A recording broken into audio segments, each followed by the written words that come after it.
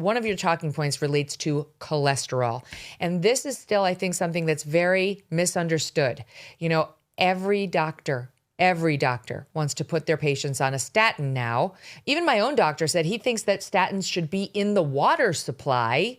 But my hormones doctor said absolutely not. Cholesterol is actually very good for you, for your brain, and for your hormones. So where do you stand on the issue of cholesterol? It's such a controversial topic, Megan. I think we have a lot of unanswered questions, though Western medicine and mainstream lipidology makes it seem like this is a case closed. Like you said, statins should be in the drinking water.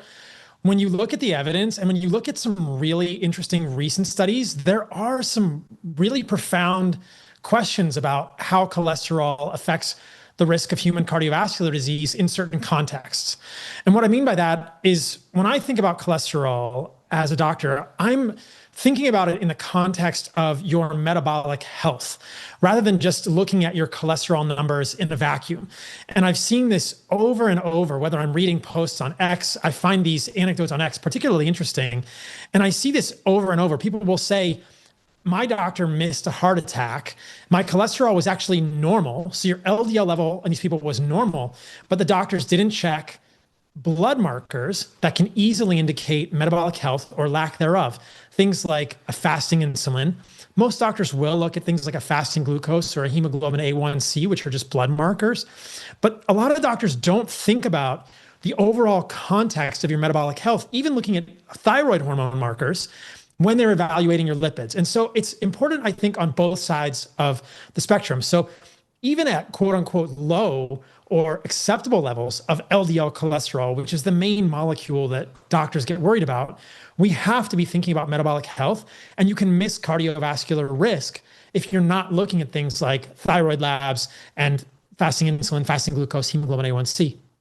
And then at the other end also, a lot of us, I think, if we're eating reasonable amounts of animal foods, which we'll talk about this in this show today, I think are very important for humans, we might see the LDL cholesterol go above levels that most doctors would like it to be under. For instance, my LDL cholesterol is probably around 120 or 130 milligrams per deciliter.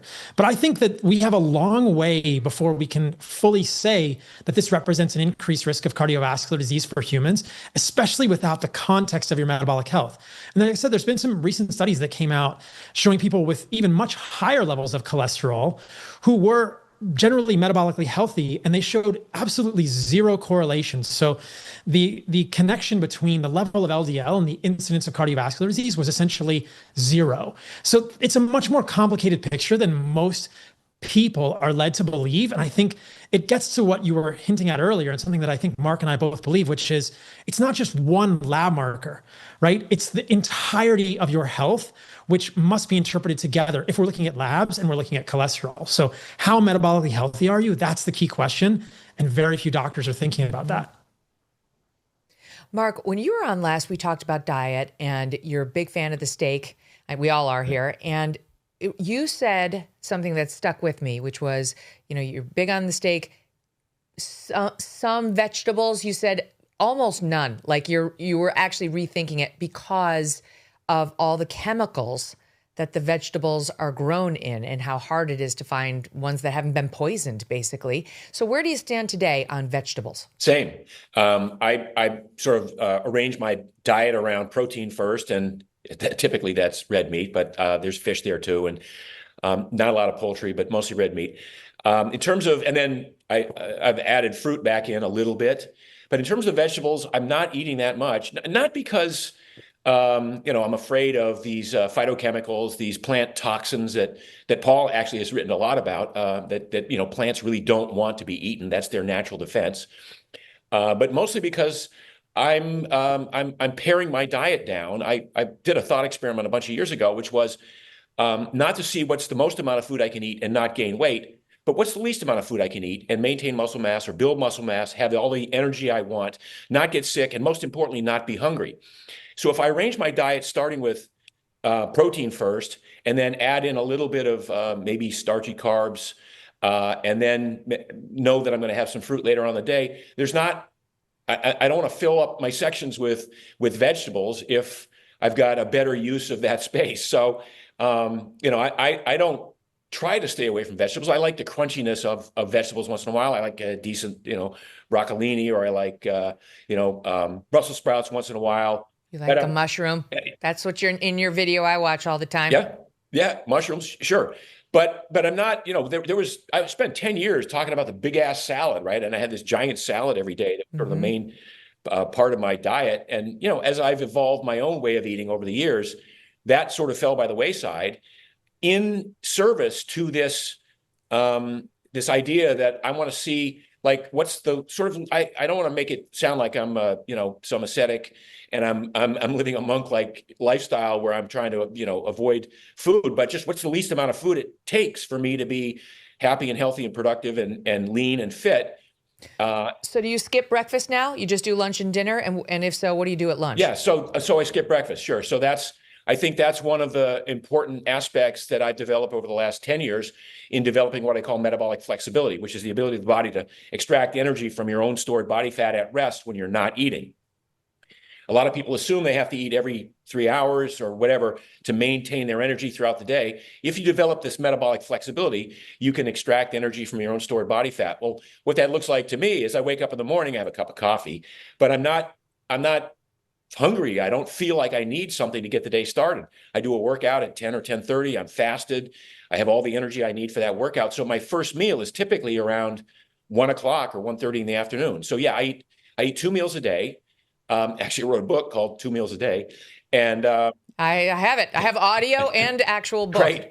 Great. And, again, it's sort of this idea that I think generally people assume that they need 3,000 calories a day to get through life. And it's probably 30 or 40% less than that if you develop not just metabolic flexibility, but efficiency. If you're really efficient with how you consume your calories and how you train. And don't like I wrote a whole book last year called Born to Walk, which sort of ragged on the running boom of the last 50 years as being inappropriate for people who think they want to lose weight by running. So it comes back to this developing metabolic flexibility through a combination of selecting protein as sort of the main basis of the diet, certainly accommodating your hunger needs throughout the day. But also just being able to go long periods of time, very comfortable not eating. And that's kind of and then as Paul would talk about, like, for instance, your fasting insulin, that'll lower your fasting insulin because you become very insulin sensitive. And, you find that your circulating insulin lowers as a result of there not being a lot of food around on a regular basis. And that all develops this cardiometabolic health in addition to just basic metabolic flexibility, which allows you to arrive at your ideal body composition. So it all kind of works together. So are you doing 2 steaks a day? What are you doing for your lunch? No, so normally, like, it'll be a piece of fish, maybe some salmon for lunch. And by the way, it's not a big lunch. I look at the pundits now in the space, speaking of protein, who talk about a gram per pound of body weight. And I'm like, geez, I don't know anybody who could do that without, I know. Getting That's bloated. so much protein. It's a ton of protein. Yeah. So for me, it's like, I think if you're a man, there's probably no context in which you need more than 120 grams of protein in a day. And what that looks like for me is if I can get, 40 at lunch through some fish, and whatever else I'm having, and then maybe a protein shake, by the way, in the middle of the day, and then, a decent sized steak at night, and that'll cover all the bases for me. Yep. What do you make of that, Paul? I think that there's a lot there. We covered a lot. So I've had my own interesting path with vegetables. I think that when you look at this from a botanical perspective, vegetables definitely, which are the non-fruit parts of plants, so like leaves and stems and roots and seeds, they definitely have defense chemicals, and some people, myself included, can be uniquely sensitive to them. I think that for most people, vegetables are not going to be a major issue. If you like them, they're certainly a healthy addition to the human diet, especially when they're prepared properly with attention to their potential plant defense chemicals. But most of us can probably eat vegetables without much issue. For those people out there listening that may have autoimmune issues, and this is a wide variety of things, this is where I think you need to start to question whether all of the foods you're eating are actually serving you or interacting with your immune system in the proper way. So this is my story, and through sharing it over the last 7 to 8 years, I've met now hundreds, if not thousands of people who have had similar stories and reversed things. I mean, my own eczema is very sensitive to foods, and not even junk foods. I'm talking about foods we might consider to be healthy can trigger my eczema, like nightshade vegetables, things like white potatoes sometimes do, or tomatoes, which are technically a fruit, but often considered vegetables. So this idea that like all unprocessed foods work for all people is interesting. I think it's a great start to the diet, but if you have autoimmune issues, it could be skin issues, eczema, psoriasis, a lot of these gut issues are very responsive to intentional selection of certain foods in the human diet, some permutation of an elimination diet. You see ulcerative colitis, Crohn's, IBS. And again, it's very individual and it doesn't work for everyone, but there's something there. And I think that's a useful tool for people who are not finding answers. Thanks for watching this clip. If you're new here, subscribe. We got a whole lot more goodness where that came from. Would love to hear your feedback. You can email me too, Megyn, MEGYN, @megynkelly.com, or just leave a comment below.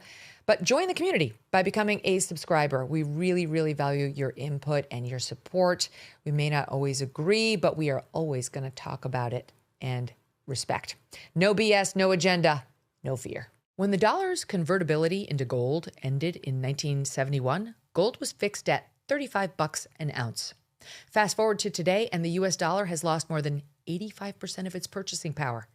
Gold, on the other hand, has increased in value by over 12,000%. And that's why major firms like Vanguard and BlackRock hold significant positions in gold. And it's also why you may want to consider diversifying your savings with physical gold from Birch Gold Group. But it starts with education. Birch Gold just announced that their Learn and Earn Precious Metals event, that they've just announced it, right? So they're going to help you learn all about this if this is an area in which you just feel overwhelmed or like you've heard about it, but you don't really know what to do. It's a free online event, and it rewards you for learning the basics of investing in precious metals. Sign up to get free silver on your next purchase and get even larger incentives as you go. The more you learn, the more you can earn. But you do have to act now, as this special event only runs through April 30th. Text my initials, MK, to the number 989898 to join Birch Gold's Learn and Earn Precious Metals event by April 30th. That's MK to 989898 today.